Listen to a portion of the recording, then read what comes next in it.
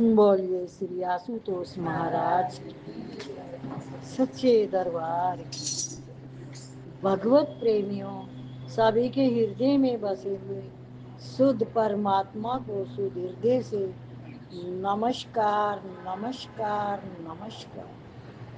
सभी के हृदय में बसे हुए शुद्ध परमात्मा को शुद्ध हृदय से नमस्कार नमस्कार नमस्कार।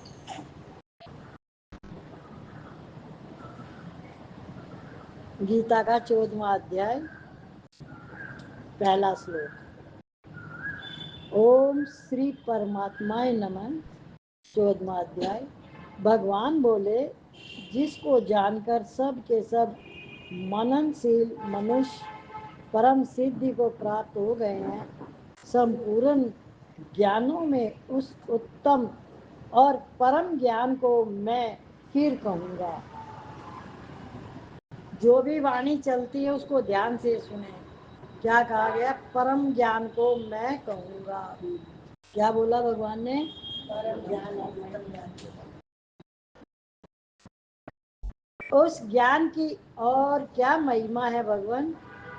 उस ज्ञान का आश्रय लेकर जो मनुष्य मेरी सधर्मता को प्राप्त हो गए हैं, अर्थात मेरे सम्मान हो गए हैं, वे महासर्ग में भी पैदा नहीं होते और महाप्रलय में भी वतिस्थ नहीं होते। महासर्ग में प्राणी कैसे पैदा होते हैं? हे भारत, मेरी मूल प्रकृति तो उत्पत्ति स्थान है और मैं उसमें जीव चेतन रूप गर्भ स्थापन करता हूँ, जिससे संपूर्ण प्राणी पैदा होते हैं। अतः हे कौन्तेय, अलग अलग योनियों में जितने भी प्राणी पैदा होते हैं, उन सब की उत्पत्ति में माता के स्थान पर मेरी मूल प्रकृति है और बीज स्थापन करने में पिता का स्थान मैं हूँ। आप सब जीवों के पिता है, तो फिर वे जीव बंधन में क्यों पड़ जाते हैं? हे महाभाव, सत्व रज और तम तीनों गुण पैदा तो प्रकृति से होते हैं, पर इनका संग करने से ये अविनाशी देही को देह में बांध लेते हैं। सत्वगुण का क्या स्वरूप है और वह देही को देह में कैसे बांधता है भगवान? हे निष्पाप अर्जुन, उन तीनों गुणों में सत्वगुण स्वरूप से तो निर्मल होने के कारण प्रकाशक और निर्विकार है, पर वह सुख और ज्ञान की आसक्ति से देह को देह में बांध देता है। रजोगुण का क्या स्वरूप है और वह देही को कैसे बांध देता है? हे कुंती नंदन, तृष्णा और आसक्ति को पैदा करने वाले रजोगुण को तू राग स्वरूप समझ। वह कर्मों की आसक्ति से देही को देह में बांधता है। और तमोगुण का क्या स्वरूप है और वह देही को कैसे बांधता है? हे भरतवंशी अर्जुन, तमोगुण अज्ञान से उत्पन्न होता है और संपूर्ण प्राणियों को मोहित करने वाला है। वह प्रमाद, आलस्य और निद्रा के द्वारा देह को देह में बांधता है। उसका अर्थ समझ में आएगा तीनों का? अभी हम आगे और पढ़ लेते हैं। बांधने से पहले तीनों गुण क्या क्या करते हैं भगवान? हे भारत, सतोगुण तो सुख में लगाकर मनुष्य पर अपना अधिकार जमाता है।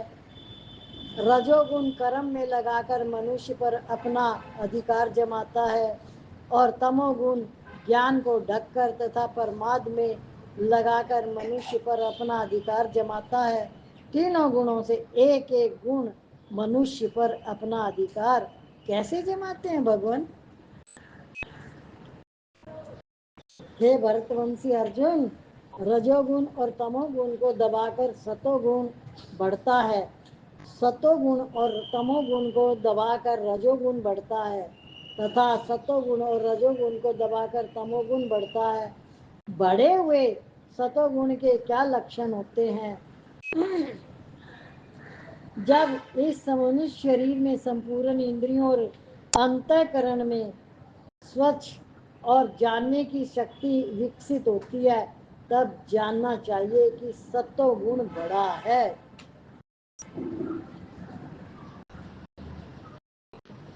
बढ़े हुए रजोगुण के क्या लक्षण होते हैं भगवान?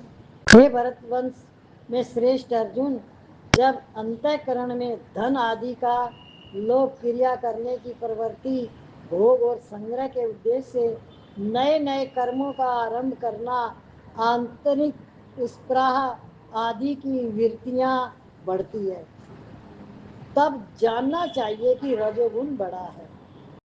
बढ़े हुए तमोगुण के क्या लक्षण होते हैं?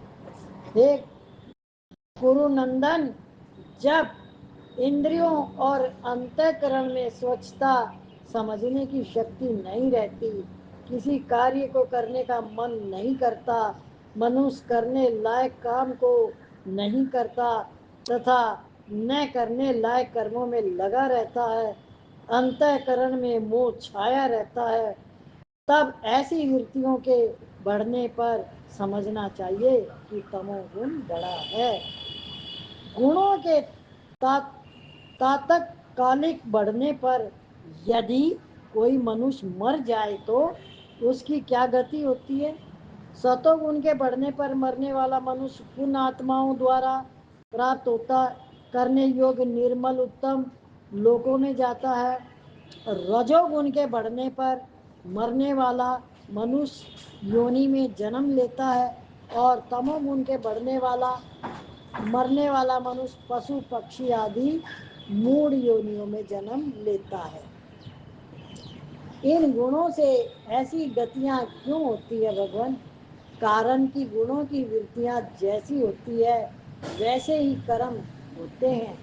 इसलिए सात्विक कर्म का फल निर्मल होता है, राजस कर्म का फल दुख होता है और तामस कर्म का फल अज्ञान मूढ़ता होता है। तात्पर्य है कि जैसे सात्विक आदि गुणों की वृत्तियों का फल होता है, ऐसे ही सात्विक आदि कर्मों का भी फल होता है। वृत्तियों और कर्मों के मूल में क्या है? तीनों गुण है। सत्वगुण से ज्ञान पैदा होता है, रजोगुण से लोभ पैदा होता है और तमोगुण पर माद मोह तथा अज्ञान पैदा होता है। इन तीनों गुणों में स्थित रहने वाली क्या गति होती है भगवान? सतोगुण में स्थित रहने वाले स्वर्ग आदि ऊंचे लोकों में जाते हैं, रजोगुण में स्थित रहने वाले का मनुष्य में जन्म लेता है और लोक में जन्म लेता है, और निंदनीय तमोगुण में स्थित रहने वाले नरकों आदि में जाते हैं। तो फिर आपको कौन प्राप्त करता है? जो मात्र कर्मों के होने में गुणों के सिवा अन्य को करता नहीं, देखता और अनेकों अपने को गुणों से अतीत अनुभव करता है, वह मेरे स्वरूप को प्राप्त हो जाता है तथा वह विवेकी मनुष्य देह को उत्पन्न करने वाले इन तीनों गुणों का अतिक्रमण करके जन्म मृत्यु और वृद्ध अवस्था रूप दुखों से मुक्त होकर अमरता का अनुभव करता है। अभी सारे ये जो आए हैं, क्या आप समझ गए हो?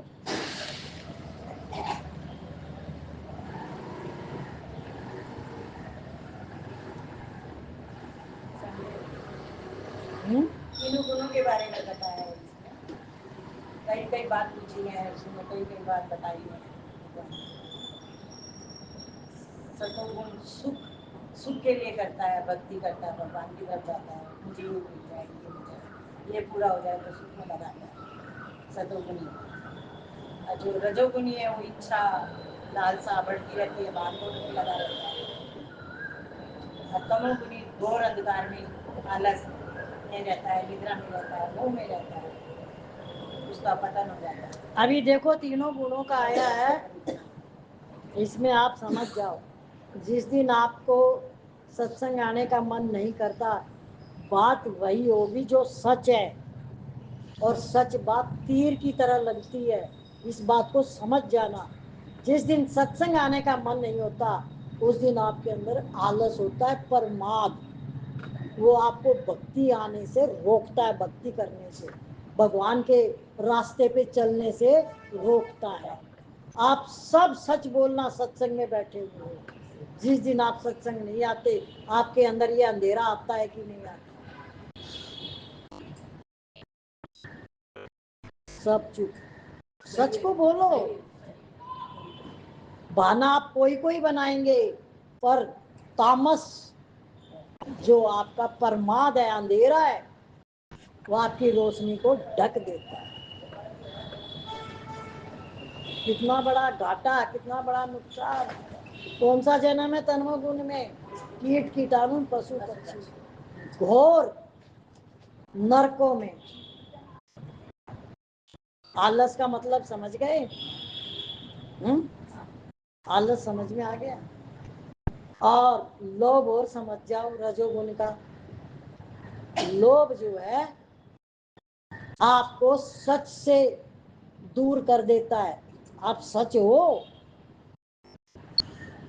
और आपके अंदर वो सारी चीज अच्छाई है, पर लोभ जो है वो आपकी सारी अच्छाई को ढक देता है। एक एक गुण के अर्थ को समझो। और सतोगुण जो है वो क्या करता है? भक्ति करवाता है, अहंकार करवा देता है। मैं आज इतना प्रसाद चढ़ा रही हूँ भगवान, मैं ये प्रसाद चढ़ाऊंगी, तू मेरा ये काम कर दे। क्या आप लोगों को पता है कि सत्संग से पहले ये सभी करते हैं, क्योंकि पता ही नहीं होता और फिर भूल जाते हैं,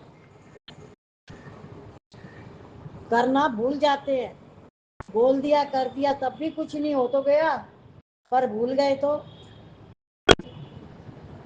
और ये स्थिति बन गई तो कि पेड़ पे चढ़ गया और जब डर लगा तो कितने का प्रसाद चढ़ाएगा? आप नहीं पता है, 100 रुपए का। 100 रुपए का। फिर आधे रास्ते नीचे उतर गया, बोला 100 की क्या जरूरत है, 50 का ही होता है। हंसो मत, हंसोगे तो आप सच धारण नहीं कर पाओगे। मजाक नहीं है ये, या आपके अंतःकरण की बातें हो रही हैं सबकी।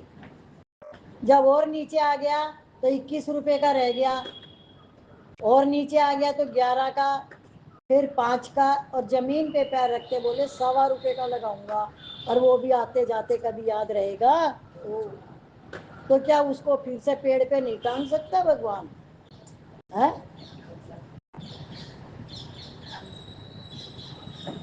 क्यों करी भगवान से गद्दारी? प्रार्थना ही कर लेता, भगवान मुझे रास्ता दिखाओ, नीचे उतारो, मैं नहीं समझ पा रहा हूँ कैसे उतरूं। और ये भगवान की गद्दारी क्या है ये समझ पाओगे? ये भगवान की नहीं, ये संसार में मनुष्य मनुष्य के साथ करता है।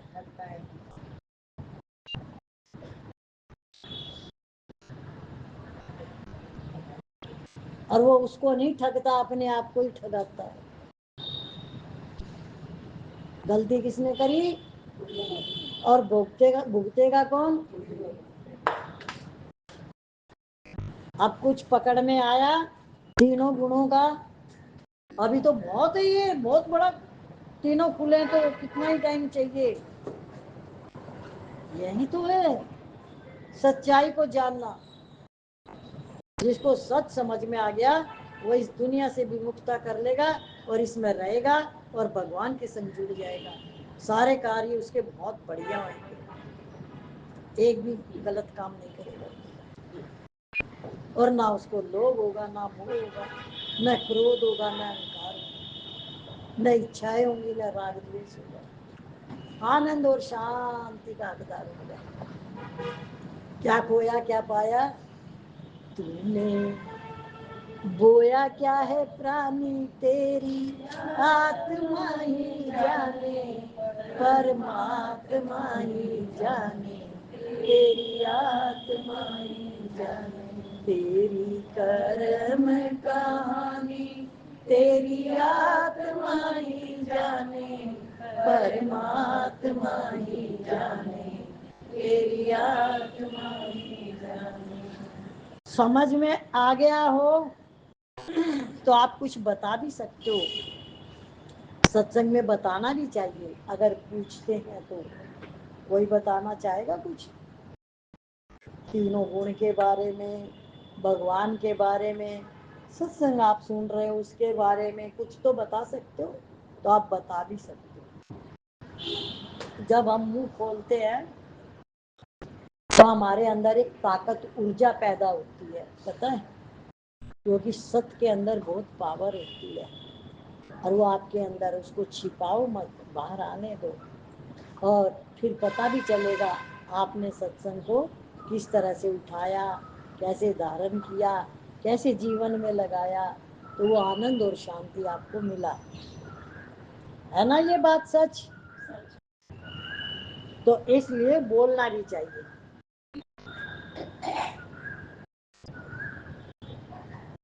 अर्जुन बोले, हे प्रभु, इन तीनों गुणों से अतीत हुआ मनुष्य किन लक्षणों से युक्त होता है? भगवान बोले, हे पांडव, सतोगुण की प्रकाश, रजोगुण की प्रवृत्ति और तमोगुण की मोह, इन तीनों वृत्तियों को आने पर वह इनसे द्वेष नहीं करता। छूटने का रास्ता है ये। भगवान से अर्जुन ने पूछा है। पांडव, सतोगुण, हाँ, तमोगुण की मोह, इन तीनों वृत्तियों के आने पर वह इनसे द्वेष नहीं करता और इनके न आने पर इनकी इच्छा नहीं करता। जो उदासीन की तरह रहता है, गुणों के द्वारा विचलित नहीं किया जा सकता तथा गुण ही गुणों में बरत रहे हैं, ऐसा अनुभव करते हुए अपने स्वरूप में ही स्थित रहता है और स्वयं चेष्टा रहित रहता है। इसको पकड़ में आई ये बात? ये बहुत बढ़िया वाणी चली है, अगर समझ गए हो तो। दीदी वो किसी चीज में अटकता नहीं है, फंसता नहीं है, खाली भ्रष्टा बन जाता है, जहां तक पहुंचे हो वहीं की बात बताओ, सुनी हुई बात नहीं, पढ़ी हुई नहीं, जो स्थिति बन चुकी है उतनी बताओ, क्योंकि वो हमारी अपनी कमाई है। समझ में आ गई बात? खुद की कमाई क्या है, उसमें से खर्चा करके बताओ।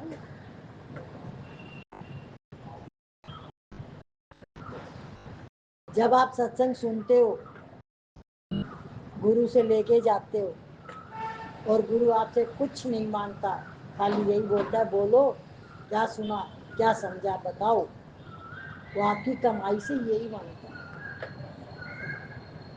जिससे आपका उद्धार हो, आप खुश रहे, आनंद में रहे।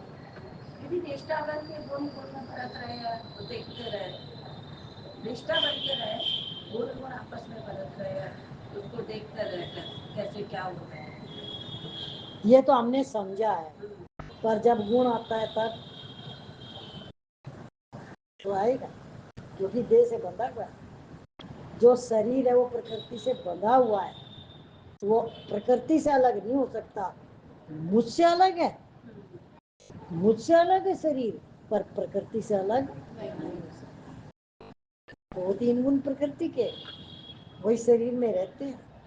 दीदी उस समय फिर जागृत में रहना पड़ता है कि हमें इस रहना पड़ता है।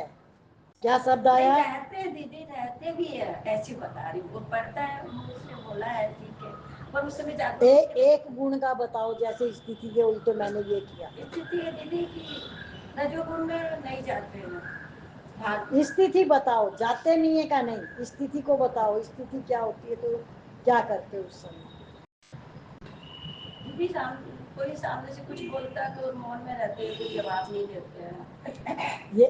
ये नहीं है इसका अर्थ, इसमें लोभ आया है ना, रजोगुण में लोभ आया है, मोन नहीं आया है। हर चीज को समझने की कोशिश करो। मनुष्य के अंदर बहुत बड़ी चतुराई है। क्या ऐसे ही ये सत्संग के गुण होते हैं और गुरु की कृपा ऐसे ही हो जाती है? गुरु की कृपा किसी बिरले पे होती है। जब वो उसके चरण पकड़ के जब उसके आंसू निकलते हैं तब गुरु समझता है कि हाँ ये मुझे चाहता है। जब तक वो स्थिति नहीं है, वो भीतर के वेद नहीं खुलते, वो स्थिति नहीं बनती। तो हमारे भीतर के गुण क्या है कि जैसे हमारे सामने कैसी स्थिति आती है और वो हमारी ही पैदा की हुई होती है। ये बात समझ जाना। हमारे ऊपर किसी कोई भी हमें कुछ भी नहीं गलत करता हमारे साथ, हम खुद अपने दोषी है। हमारी इच्छा हमारा दोष है, हमारा क्रोध हमारा दोष है, हमारा लोभ हमारा दोष है। तो किसके अंदर दोष हुआ? और वो परिस्थिति जब बनती है तो वो दूसरे पे इल्जाम लगाता है और ये सबसे बड़ा पाप कर्म होता है। फिर इच्छा किसने करी और दोष किस पे मंडे? रजोगुण समझ में आया? ऐसे नहीं अब हम मौन में रहते हैं, हम रजोगुण में नहीं जाते। वो तो प्रकृति से बंधे हुए, वो तो जाएगा, उसमें से निकलने का रास्ता ढूंढना है। क्या जाने का तुम नहीं रोक सकते, निकलने का रास्ता ढूंढ सकते। सबसे पहले संग ऐसे ना करें जहां ऐसी स्थिति बने। वो है मोह, वो है भय, वहां है इच्छा। मन नहीं लग रहा तो क्या किया? बैठ गए कहीं भी और मुंह से कुछ भी बोल दिया। सामने वाले ने आपकी 2 बात की 10 बात बताई, फिर वो 10 की 20 आपके पास रिटर्न आई। मन ने नहीं लगने का क्या किया? आपको क्या मिला मन नहीं लगने का? और क्यों नहीं लगा? क्योंकि आपने सच को पकड़ ही नहीं रखा। मन तो बेचारा न कहीं जाता है न कहीं आता है, और जाता है तो वापस आ जाता है, तो ब्रह्मा जी का है, मेरा क्या? बताओ आपका मन कहाँ है? पकड़ के दिखाओ। पकड़ सकते हो? तो फिर कहाँ है? वो बीज है, जन्म मरण में लेके आने वाला है। और है भी नहीं और है। गीता को पढ़ोगे ना सर के ऊपर से यूं उड़ उड़ के जाएगी। गीता को समझना बहुत कठिन है, लेकिन समझ में आ जाए तो रहस्य खुल जाएंगे और रास्ते मिलने शुरू हो जाएंगे। पर उसके लिए सच को धारण करना पड़ता है। तीनों गुणों को समझ गए तो आप उस चीज को भी पकड़ो कि अब मुझे चलना कैसे है। नहीं पता हो तो आपको पूछना चाहिए, वो भी एकांत में, और सबके साथ पूछो तो सबका भला होगा। क्या? और वो पॉइंट आप पूछोगे जब जब आपको उसकी प्यास होगी, भूख होगी। तब तक तो पैदा ही नहीं होता अंदर।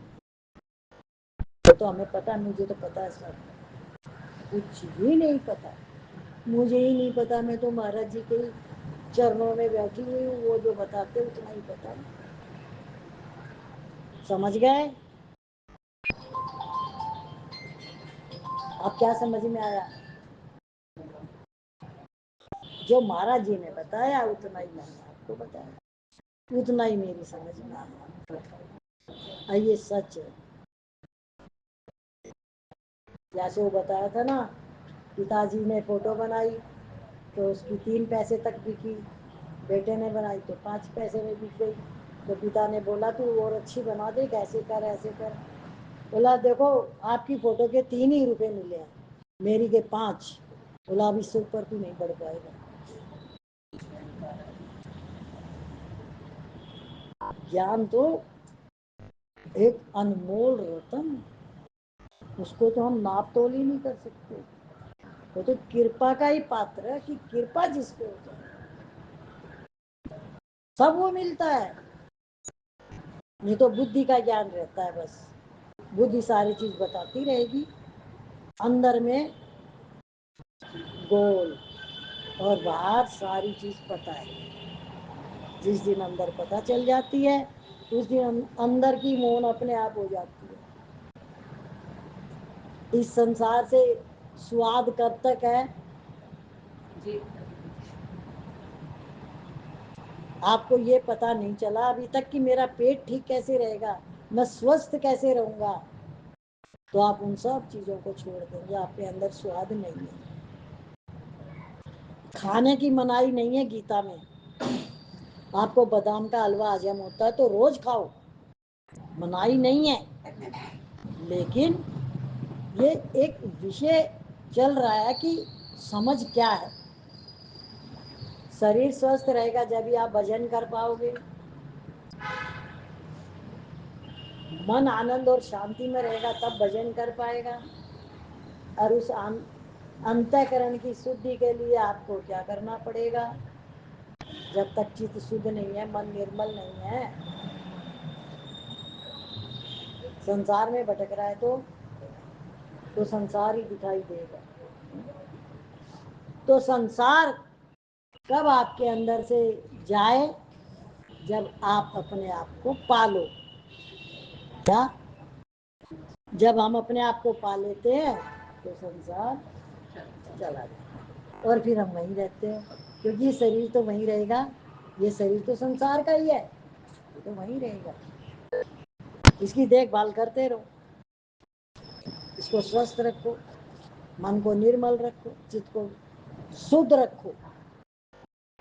ये इसके नियम है। अब हम भजन गाएंगे, सब लोग अच्छे से बोलना, ताली भी बजाना।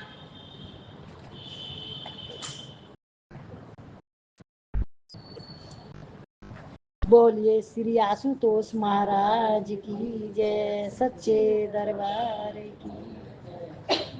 कैसा है कमाल प्यारे सतगुरु का, जीवन बना दिया हम सबका।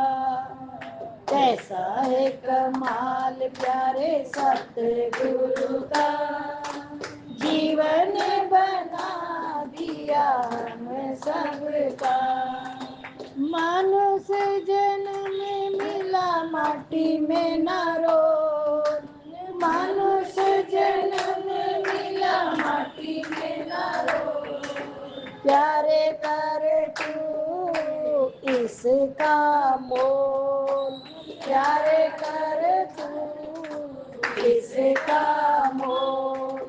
गुरु ने मोल अनमोल किया है, गुरु ने मोल अनमोल किया है। जीवन बना दिया हम सबका। कैसा है कमाल प्यारे सतगुरु का, जीवन बना दिया हम सबका। बाकी जो बचा है प्यारे अब तो संभाल, बाकी जो बचा है प्यारे अब तो संभाल। सतगुरु के चरणों में मन को बदल, सतगुरु के चरणों में मन को बदल। दीपक जला गुरु ज्ञान का, दीपक जलाया गुरु प्रेम ज्ञान का। जीवन बना दिया हम सबका। कैसा है कमाल प्यारे सतगुरु का, जीवन बना दिया हम सबका। मेलों पे मेले बनाए अनेक, सोच ले प्यारे इसमें तेरा नहीं है। महलों पे महल बनाए अनेक, सोच ले प्यारे इसमें तेरा नहीं है। तेरा है सारा गुरु भगवान का, तेरा है सारा गुरु भगवान का। जीवन बना दिया हम सबका। कैसा है कमाल करे सतगुरु का,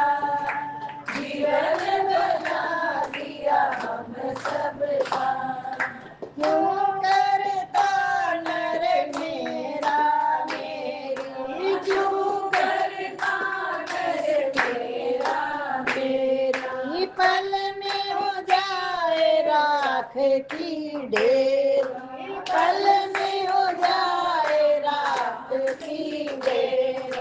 छोड़े अभिमान प्यारे इस काया का, छोड़े अभिमान प्यारे इस काया का, जीवन बना दिया हम सबका, जीवन बना दिया हम सबका। ऐसा कमाल प्यारे सतगुरु का, जीवन बना दिया हम सबका। कृष्ण रूप गुरु ज्ञान बताए, कृष्ण रूप गुरु ज्ञान बताए, केवट रूप गुरु पार उतारे, केवट रूप गुरु पार उतारे। देखो चमत्कार गुरु भगवान का, देखो चमत्कार गुरु भगवान का, जीवन बना दिया हम सबका। कैसा है कमाल प्यारे सतगुरु का, जीवन बना दिया हम सबका, जीवन बना दिया हम सबका। बोलिए श्री आशुतोष महाराज की जय, सच्चे दरबार